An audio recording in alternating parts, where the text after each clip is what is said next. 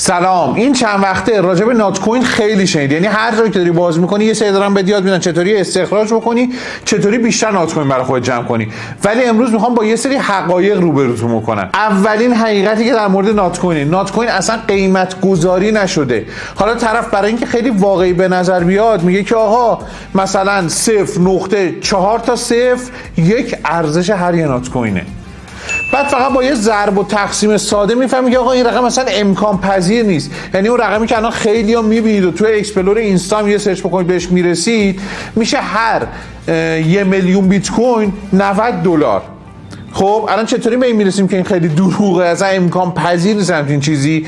اینه که آقا شما هر یه دونه نفری که پریمیوم داشته باشه رو جوین بدی 500,000 تا نات کوین گیرش میاد، یعنی $45.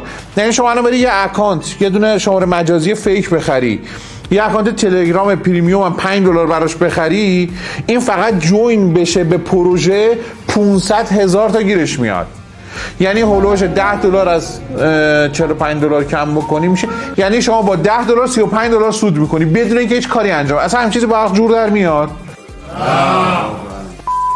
یعنی طرف برای چی همچین هزینه رو خرج بکنه؟ برای چی همچین درآمد ساده رو بین افراد زیاد، اونم به تعداد نامحدود پخش بکنن؟ اصلا همین چیز غیر قابل باوره. دومین مورد میگن که آقا اینو میتونید نقدش بکنید. خیلی ساده بهتون میگم، هیچ راه نقد کردنی نیست. یعنی اصلا روزی نیست که من توی دایرکت نبینم که یکی نوشته که آقا من این نات کوینمو چطوری نقد بکنم. چیکار؟ آقا اصلا هیچ راهی فعلا نداره. اصلا توی صرافی لیست نشده که شما بخواید برید قیمت رو ببینید، که قیمت هم نداره که بعد بخوای نقدش بکنی. بعد یه سری نمیخوان اینو قبول کنن که آقا شما میلیاردر نشدی. حالا اون تو داری میبینی، ببین اصلا این بازی کلیکیبل، یعنی این بازی که کلیک میکنی روشون خیلی زیادن. در ازای کلیک کردن یه چیزی بهتون، حالا چیزی که من خودم پیش بینی میکنم احتمالاً مثلا بشه با اینا یه آیتمی خرید، یه حرکت اصلا اونقدر ارزشمند نمیشه. ببین پول زیاده، رایگانو که کسی بین بقیه پخش نمیکنه. آقا برای چی همچین کاریو بکنن؟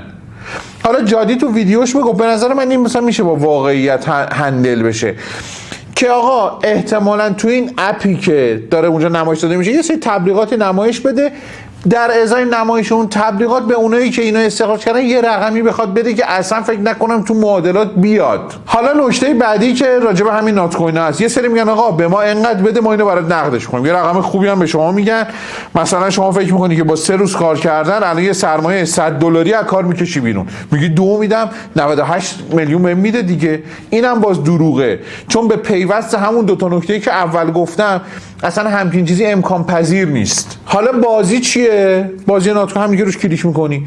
یه دونه اپ هم داره اوتو کلیکر تو اندروید هست، میتونید آقا بگید آقا خودت اتوماتیک روی اینجا کلیک کن برای من استخراج کن، که باز همه اینا جنبه سرگرمی داری. اگر داری نصب میکنی، داری استخراج میکنی، نمیدونم به هر بهونه‌ای به هر شکلی حواست باشه اصلا کار عجیب غریبی نمیکنی. خیلی هستن همین الان که ما داریم با هم صحبت می‌کنیم 7 میلیون 10 میلیون واسه خودشون استخراج کردن، بعد اینا میان تو سر بقیه هم میزنن. مثلا طرفی که 500,000 من 7 میلیون استخراج کردم، بعد منتظری که الان مثلا یه رقم $1 بهش بگن یه $7 میلیون مثلا این وسط کاسب شه بره خونهشون. حالا یه سری میان اینو با بیت کوین مثال میزنن، میگن آقا بیت کوین هم اولش اومد هر یه بیت کوین اندازه یه دونه پول پیتزا هم نبود و این حرفا. ببین ما الان حاضر رو داریم حرف میزنیم، شاید بالا بعدا خیلی اتفاقات خاصی بیفته، ولی شواهدو که کنار هم دیگه میذاری، این تعداد نامحدود، این حجم نامحدودی که داره پخش میشه، این استخراج ساده، این همه شواهد داره نشون میده که این اصلا اگر قیمت گذاری بشه، که من خودم به شخص بعید میدونم، شاید بشه ما اشتباه گفته باشیم، اصلا شاید هم همه پولدار شن، آقا من خودم اشتباه گفته باشم، ولی شواهد داره میگه که اصلا اونقدر ارزشمند قرار نیست این کوین بشه. حالا یه سری میگن آقا اصلا خودش گفته نات کوین، یعنی این کوینی نیست، حالا اون دیگه یه اسم گذاشته دیگه، مثلا گفت خر کوین، مثلا قرار بود این کوین خر بشه، خب نمیشه، حالا یه اسمی گذاشته دیگه، این نات کوین هم حالا یه اسمی گذاشته دیگه خلاصه همین دیگه. ببین کسی قرار نیست پول رایگان رو به مقدار زیاد بین همه تقسیم کنه، خیلی ساده است.